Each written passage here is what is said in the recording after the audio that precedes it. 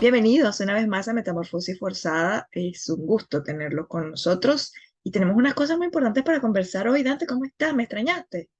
Muy por siempre. Te extraño todos los días de mi vida, Belén González. Eso no lo pongas en duda y no hagas a la gente que lo dude. Y también a nuestros amigos que nos siguen a través de Metamorfosis, por supuesto que también nos extrañan. Sí, vale, si nos saltamos un programa empiezan a mandar mensajes preguntando qué pasó, entonces hay que explicarles que a veces tenemos problemas técnicos y que a veces también tenemos dificultades para organizarnos porque les recordamos que estamos en países diferentes, con usos horarios diferentes y con estilos de 6 vida horas, 7 diferentes, horas. pero para aquí estamos, en la lucha, por la lucha, como decía mi abuela. Bueno, no, tampoco por la lucha, lo hacemos por puro amor al arte. Ah, no, sí, qué bueno que lo aclaras. Lo otro era un decir, lo hacemos por puro amor a Venezuela y a los venezolanos. Así es, así es. Mira, esta semana comenzamos con, como lo dice el titular, con un tema insólito. ¿Y por qué insólito? En este programa hemos hablado varias veces de la justicia en Venezuela, que es una injusticia. Hemos hablado de los presos políticos, de cómo se arman casos, de cómo se crean expedientes que salen de la nada con información que no necesariamente se puede confirmar, ¿no? Entonces, esta semana salió una investigación de Sebastiana Barráez sobre una declaración de una teniente de la Guardia Nacional Bolivariana sobre el caso aquel del magnicidio del 4 de agosto de 2018. ¡Ay! Perdón, es que se me acaba de montar el gato encima, me clavó las uñas, aquí está la prueba. Mira, del supuesto magnicidio creo que 2018, si no me falla la memoria, ¿no? Entonces, esta teniente eh, fue convocada a un juicio para explicar de dónde había sacado las pruebas contra un ciudadano imputado por ese hecho que se llama Yolmer José Escalona Torreal.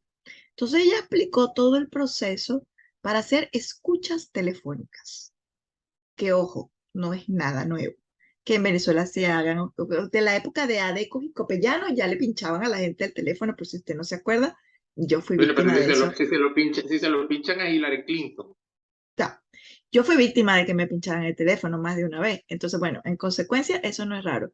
Pero lo interesante es que esa información o ese rastreo telefónico del que habla la señora esta, la teniente, eh, procede sin órdenes judiciales y a través de contactos que no se explican quiénes son esos contactos para escoger a la persona a la que le van a hacer seguimiento, rastrear su ubicación, con quiénes se comunican y dónde ha estado.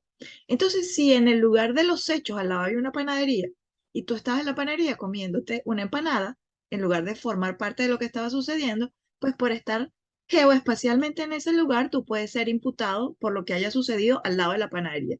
¿Qué te parece eso? Ah, eso forma parte de todo un entramado novedoso para nosotros, porque primero que nosotros no estábamos acostumbrados en nuestras épocas de mozuelos a este tipo de proceder en la política y para hacer juicios políticos, para hacer juicios civiles, para inculpar a alguien por algún delito. En primera instancia, los delitos en contra de un régimen se tienen que estar basados en asuntos, de temas ideológicos. O sea, yo te voy a Mm. inculpar a ti de incitar al odio porque tú no estás de acuerdo con que yo mate niños de 3 meses semanalmente. Entonces, claro, como tú no estás de acuerdo que yo mate niños de 3 meses semanalmente, pues yo te inculpo a ti con una ley que fabrico de incitación al odio o de contra del régimen. Eso por una parte, ¿no? Porque por ahí es por donde van los tiros en el tema este de hacer seguimientos eh, a las conversaciones privadas Ujú. de los ciudadanos. Eso es lo primero que hay que resaltar. Pues. Ese hecho sencillamente es total y absolutamente eh, desproporcionado. Eh, Pero eso está, por supuesto, en sana relación con lo que se vive en Venezuela hace 23 años. Una dictadura, un régimen que tú lo puedes llamar autoritario, militar, de izquierda, narcotraficante, lo que sea, Es pero que hay narcotráfico, narcorrégimen, es narcoestado. pero que hay que salir de ello. Mientras no se Sí. salgan de ello, este tipo de cosas van a seguir apareciendo como informaciones novedosas después de 30 años. Entonces, Bueno, pero es que quizás lo insólito es que finalmente hay un caso con un nombre y un apellido y un cargo y una gente que es capaz, por cierto, a la teniente, el alias de la teniente es la cochina, muy apropiado para prácticamente todo, pero bueno.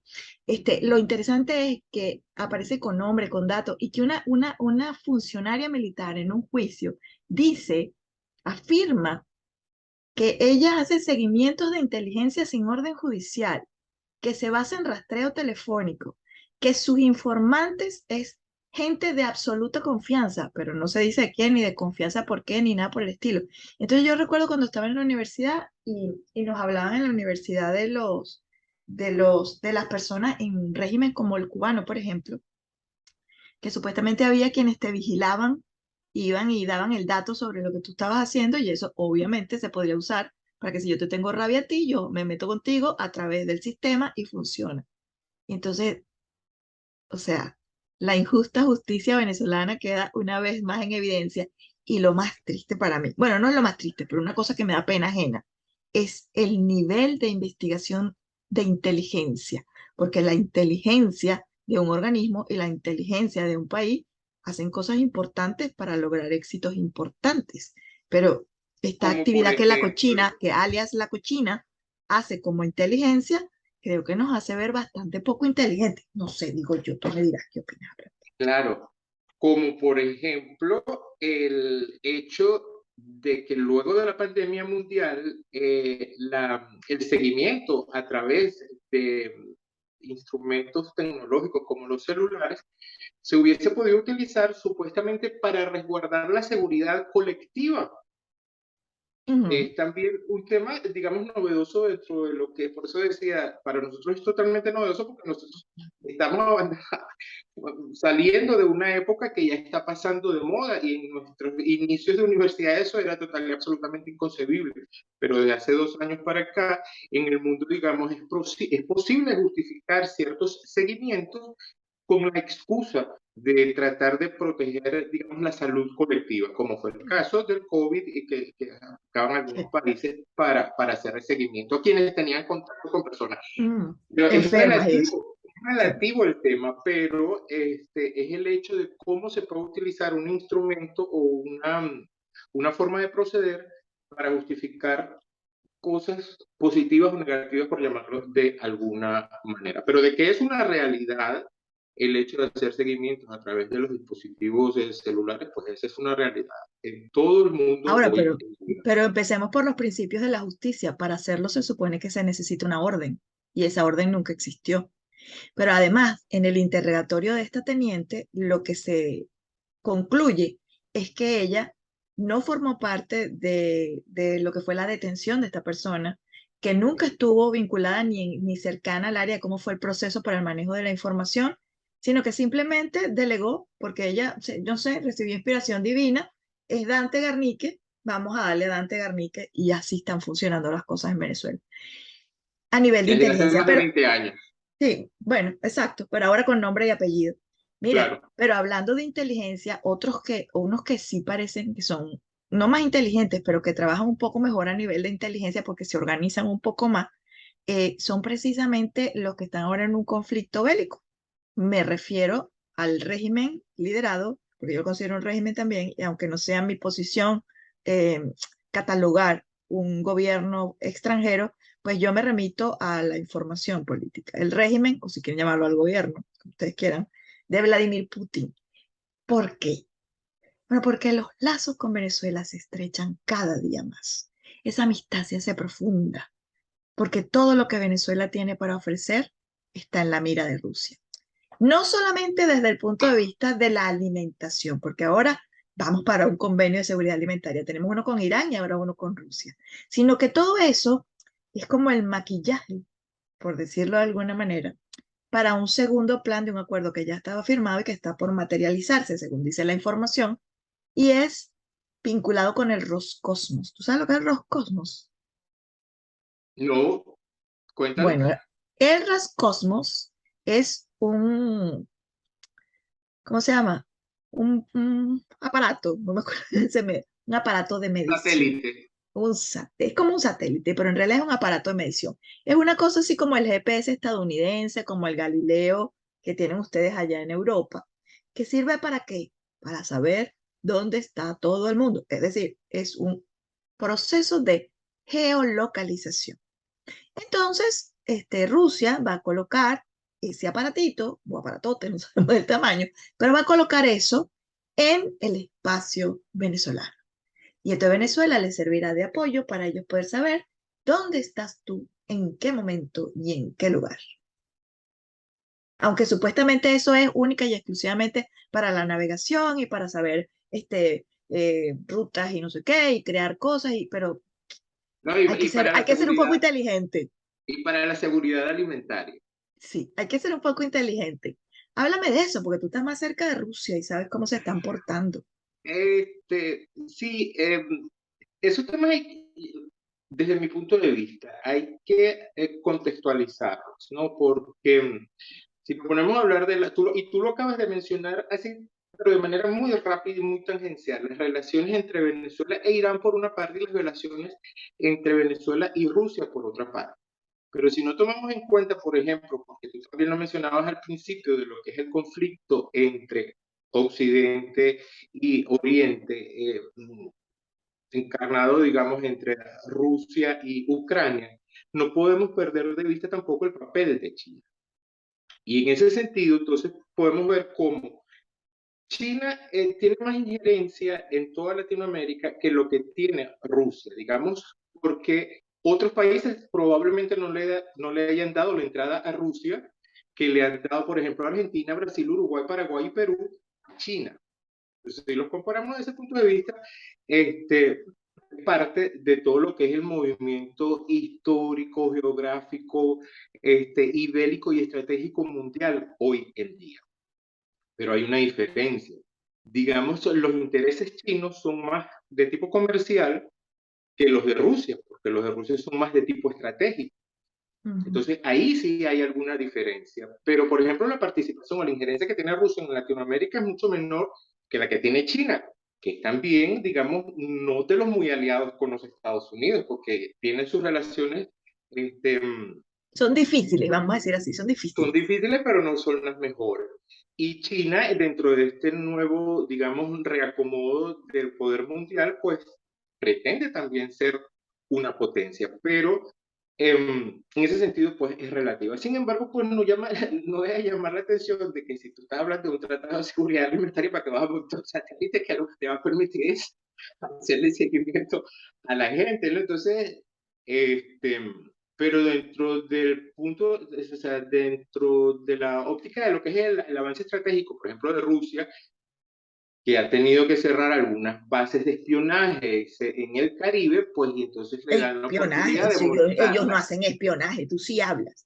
Bueno, de seguimiento tecnológico, pues, porque si está cerrando la base de seguimiento y espionaje tecnológico en Cuba, en Lourdes, pues, y te dan la oportunidad de montar una en Venezuela, oye, qué chévere, porque está como, o sea, el continente es así como más firme un poquito, ¿no? Entonces, forma parte, pues, de lo que es el avance geoestratégico, de lo que es el reacomodo del poder Ujú. mundial hoy en día. El tema, pues, es como hace un momento conversábamos ¿para qué utilizas tú el seguimiento tecnológico, la geoubicación de las personas? Que es una realidad con la que no vamos a poder combatir. Eso va a ser dentro de unos 20 años, probablemente para las generaciones futuras. El hecho de que no se pueda localizar a un individuo seguramente será una cosa para horrorizarse, como hoy en día para nosotros es horror el hecho de que exista la posibilidad de ubicar a todos los individuos de una sociedad. Entonces, es todo bien relativo y esto es un tema complejo porque tiene que ver con la moral de la política, con los valores de los regímenes, con la participación y la conciencia de los ciudadanos de las decisiones que toman los gobiernos que ellos eligen o que nosotros elegimos No me toques democráticamente. esa tecla. No me toques esa tecla, pues no me quiero meter con la gente. Mira, pero es que en Venezuela la gente no tiene, creo yo, creo yo, porque yo estoy en Estados Unidos, aunque me mantengo en constante comunicación con Venezuela, y saco mis conclusiones de los cuentos que me echan mi familia, mis amigos, por aquí y por allá. La gente no tiene mucho tiempo para estar haciendo reflexiones políticas en un país donde hay que estar buscando la comida, a pesar del que se habla mucho de soberanía alimentaria, pero la producción merma y merma y merma, ¿no? Pero además tienen que estar sobreviviendo, porque ya no están viviendo, sobreviviendo en un escenario donde los servicios básicos no funcionan. Es decir, donde el suministro de agua, de electricidad, de gas e incluso las telecomunicaciones cada vez están en peores condiciones, por dos razones. Primero, porque no hay mantenimiento. Y segundo, porque no hay inversión. Y tercero, porque no les interesa que la gente esté bien definitivamente. Definitivamente. No Porque es casual no es casual que la gente no tenga tiempo de pensar en el tema claro, político. Es que cierras el estómago y la gente no puede pensar más nada. más De hecho, nada. hay una generación o dos generaciones de venezolanos anulados intelectualmente por discapacidades debido a la desnutrición. Y eso no es casual. Nosotros hemos tratado de entrevistar en varias ocasiones a gente que sigue en Venezuela para que nos hablen de su experiencia y la tragedia del Internet es una cosa seria, o sea, se nos ha hecho sumamente difícil concretar más de creo que hemos grabado un par y no hemos podido pasar de ahí porque se les cae el Internet, se va la luz, ¿no? Y tú dices, oye, pero es recurrente porque no nos ha pasado una vez, nos ha pasado ya varias veces. Entonces nos ha pasado a nosotros para grabar este programa. Pero imagínate que te pase en tu casa. Entonces no encuentras la comida, no tienes la plata, porque a lo mejor hay la comida en estos bodegones que han proliferado últimamente, pero que los precios están bastante inaccesibles, por decirlo de alguna manera. Esto de tener a mi gato encima es complicado pensar hablar de la gato encima al mismo tiempo. Y tener que sobrellevar esta situación, se me va la luz, no encuentro el gas, que no es nueva, solo que se agudiza en el tiempo. Porque cuando yo salí de Venezuela en el 2012, ya había que hacer unas colas enormes para conseguir una bombona de gas. Y eso, Para comprar un kilo de pan, o ni siquiera un kilo de pan, para comprar lo que el dueño del negocio decidiera en función al inventario que él tuviese, en función de la repartición de materias primas que el gobierno regional o local decidiese hacer para la producción de pan en cada eh, alcaldía y así la cadena. Pues, ese y es no el sé si a asunto. ti te tocó aquellos avisos que salían en los periódicos de los días en que por zonas no iba a haber electricidad por tantas horas. Yo Sí, vivía en un claro. área llamada Las Delicias, entonces supuestamente de 4 a 7 no iba a haber electricidad en Las Delicias. Ahora Y la hoy en noticia no día, es que ahora los periódicos no informan a qué hora no va a haber electricidad, sino a qué hora puede ser que tenga electricidad. que puede ser a las 3 de la mañana o a las 4 de la mañana cuando te tengas que levantar a colectar un poco de agua para ver si puedes cocinar algo mañana, si es que conseguiste un poco de arroz o etcétera, etcétera. Entonces, es allí donde está el asunto. Por eso es que la gente no tiene tiempo para pensar en temas políticos, porque están sometidos a una forma de vida concebida para que la gente no piense. Porque donde tú vives trabajas 12 o 11 horas diarias, pero no tienes la necesidad de pensar en lo básico que es la alimentación, en la comida o en los servicios, porque los servicios no fallan, porque aun cuando no sea de marca, tienes la posibilidad de renovar tu vestuario en función del clima y porque Mm, no tienes la nevera vacía, porque no tengas la capacidad para adquirir alimentos, probablemente así porque es. no tengas el tiempo para ir de compras, pero no es esa la forma de vida de el venezolano. Pero el dictador, no podemos ser malos con él, porque el dictador toma medidas, hace rueda de prensa, anuncia cosas, entonces anunció que se van a tomar medidas para resolver ese tema en los próximos 6 meses. La Así no, pregunta es, en 6 meses se va a construir una nueva PDVSA, se va a construir un sí, nuevo por sistema de eso, y la seguridad. pregunta es, desde que el difunto, desde la época del difunto, ¿cuántas veces hemos escuchado al narcorrégimen venezolano decir que esa situación va a mejorar? Porque aquí les dejo, o sea, lo que les acabo de decir. En mi época en Venezuela se anunciaba en la prensa escrita cuándo habría cortes de electricidad en las distintas zonas. Entonces, eso fue hace 10 años, pero eso lo van a resolver ahorita, en 6 meses. Ahí Van se a los dejo para que tumbarlo porque reflexione. Ahí se los lo dejo van a para que tumbar. reflexione. Mm. Vamos a bajar el nivel a esto porque me estoy encrispada. Claro, porque es que me hablaste de solución y dije, lo van a tumbar, lo van a tumbar, lo van a tumbar. No, no way, no yet, como dicen aquí, no todavía. Mira, Diosdado Cabello le ha dado con el garrote al pobre de Juanes, ¿leíste? Al cantante Juanes. Me da muchas ganas de reír. Sí, ¿Por qué? Porque Juanes va para Venezuela a dar un concierto. Entonces le sacó, bueno, primero dijo que Juanes tenía un padrino para su carrera como cantante y que ese era Álvaro Uribe.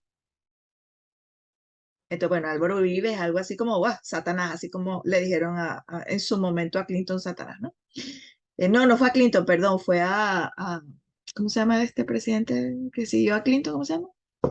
Que su papá también el fue que era, presidente. el Aquí, que era Clinton fue, el que era Satanás era Bush, si no me equivoco. Bush, exacto, le dijo a Bush Satán en la ONU, ¿te acuerdas? Bueno, y después dijo que cómo era posible que un personaje que había participado en aquel Live Aid, ¿te acuerdas? Que hicieron en Colombia en 2019 en la frontera, tuviera Claro que el, lo des, recuerdo. sí, tuviera el descaro de ir ahora a hacer un concierto en Venezuela. Y dijo que Juanes era un inmoral. Él, que es el líder del cartel de los soles, pero su moral es a prueba de balas. En cambio que el otro, que lo que hizo fue defender la paz y lo que hace es cantar, es un inmoral. ¿Qué te parece? Sí, a ¿Qué mí lo que seremos me parece nosotros? de esta noticia, lo que me da miedo es que no vayan a averiguar que el hijo de Juanes se llama Dante y entonces vayan a hacer como la cochina y confundan a aquel Dante conmigo y ven que toca. Y yo por eso no quería tocar el tema de Diosdado Cabello en contra de Juanes, pero bueno, Gracias, demos gracias a Dios de que estás en Alemania y que tu camisa es bueno, blanca y no negra. Pero a lo mejor ahí, hasta ahí te sigue la cochina. Tú, anda con cuidado por si acaso, ¿no? Pero mira, entonces, qué lástima que en un país con tantos problemas y con tantas explicaciones que tiene que dar el régimen, el tema por de eso me daba risa, discusión, por eso sí, me el daba tema de risa. discusión de una figura como Diosdado Cabello, no solamente por su rol en el régimen, sino también como líder del partido, yo diría que casi que el único partido, no es el único partido, no puedo ser tan exagerada, pero del partido que mueve y controla el poder en Venezuela gasta el tiempo, invierta el tiempo en atacar a un cantante que va a dar un concierto en Venezuela, cuando hay otros cantantes que han ido a Venezuela invitados por el régimen y para ellos todo es de maravilla y para ellos todo sale bien, ¿no? Sí, no, es como Entonces, que, por ejemplo, por nombrar dos líderes norteamericanos, Trump y el actual presidente, se pusieran a criticar la cirugía de Madonna, que es un desparpajo, que es una vaina horrible. Es más o menos lo que está haciendo Diego Cabello poniéndole el punto a ¿cómo se llama? Al señor de la camisa negra, a Juanes. O sea, pero bueno, habiendo tantas cosas de qué hablar. Y precisamente, aprovechemos para cerrar, porque ya estamos sobre la hora, aunque no parezca, ya estamos sobre la hora. ya se me pasó a Y mí, el teléfono mío sonó hace rato. uf, estos desatinos de la gente. Yo nunca estuve de acuerdo, aunque insisto en que yo no puedo evaluar la política de otra nación que no sea la mía. Uno siempre hace comentarios porque como periodista estás empapado en la información de cierta manera, ¿no? A mí nunca me hizo gracia eso de darle participación política a la guerrilla colombiana, ¿no? En ese país. Y esta semana el presidente Petro firmó un decreto para suspender las órdenes de captura y extradición de los dirigentes del ELN, el Ejército de Liberación Nacional. O sea, supuestamente para abrir un compás nuevamente al diálogo y a la paz, pero realmente resulta preocupante. Eso por un lado. Y por el otro, la velocidad con la que hay una reconciliación entre Venezuela y Colombia a partir de que Petro es ahora presidente, porque las ideas son similares y bueno, porque ya el ELN y las FARC no tienen fronteras, para ellos Venezuela y Colombia es lo mismo, así como en su momento lo fue para el libertador Simón Bolívar, ¿no? Claro. Sí, bueno, ese es otro tema que tiene muchísimas, muchísimas aristas, porque si bien uno puede tomar partido en cuanto a la forma que se le dio, digamos, reinserción a esta parte de la sociedad colombiana que durante más de 60 años tuvo la violencia como única manera expresarse. También es cierto que si tienes sectores que están descontentos dentro de tu sociedad, tú no puedes cerrarte a la posibilidad de insertarlos. ¿Cómo sean las formas? Bueno, ese es el punto crítico y eso es un poco lo que se le critica al proceso de paz en Colombia, probablemente. Y teniendo en cuenta, pues, que por supuesto que el actual presidente formó parte de este sector guerrillero, porque él formó parte del M-19, y sí es cuestionable, pero si tienes tus sectores descontentos, pues hay que buscar la manera de ver por qué o qué se hace, porque todos tenemos que convivir, o sea, no podemos acabarnos unos a los otros porque tengamos este, puntos de vista diferentes, y mucho menos si Claro, Dante, compartimos pero hay cosas que no se, compartimos la hay misma cosas que no se nacionalidad. pueden olvidar, hay cosas que no No, se no, pueden no, no, no, olvidar. no, Y el no, olvidar, sometimiento a la no, violencia que la guerrilla sostuvo en Colombia es algo que no se puede, o sea, no, ¿no? no, olvidar no, pero como régimen, ¿qué vamos a hacer? ¿Los ponemos entonces frente al paredón? No, no podemos, pero tampoco podemos ponerlos en, bueno, digo yo, o sea, te repito, es mi posición como persona, quizás como periodista, porque no puedo evaluar la situación política de Colombia, pero cuando yo pienso en todas las víctimas de la guerrilla en ese país, digo, o sea, ¿cómo puedo vincular a esas personas a la toma de decisiones políticas para la convivencia dentro de una nación? Si no los estoy Eh, eh, juzgando, no los estoy catalogando, no, no, allá ellos no, y su no, no, es idea, un problema allá ellos y serio, sus conciencias, es un problema absolutamente serio, pero pero es es una muy realidad. profundo, exacto. Es complicado. Es como cuando tumben a Maduro, cuando tumben el chavismo, cuando tumben la dictadura en Venezuela. ¿Qué vamos a hacer con la gente que creyó durante 30 años, 25 años, que esa forma de gobernar era la buena, era la mejor, era la única? O Sí, sea, era la ¿qué única. vamos a hacer con esa gente? Bueno, eso es Es un un tema problema. para que cada quien reflexione. Claro, Es decir, así, tenemos nuestros puntos de vista, todos tienen sus puntos de vista claro. y son respetables, pero son temas que es interesante siempre conversar porque los puntos de vista disidentes nos enriquecen como seres humanos. Sobre todo conversarlo contigo y que tengamos no siempre coincidencias, pero no todo el tiempo distanciamiento, porque es de allí de donde sale. Tú puedes decir algo que está en oposición a lo que yo digo y a lo mejor una tercera persona que nos está escuchando tiene, entonces, y es una persona joven con posibilidad de acceso al poder, o en Colombia, o en Venezuela, o en Costa Rica, o en donde sea, y eso será parte, digamos, de lo que nosotros hemos aportado con nuestras pequeñas discusiones. Así es. Conversando, conversando, porque hablando se entiende la gente. Así Bueno, es. cariño, así cerramos esta semana. Bueno, había que hacerlo, lastimosamente. No, sí estuvo súper interesante, me encanta, me encanta. Claro que sí. Bueno, y nos encanta compartir con ustedes este tiempo, un ratito de cada semana para conversar sobre lo que está pasando, sobre temas que nos importan y sobre historias de vida, porque toda vida vale la pena.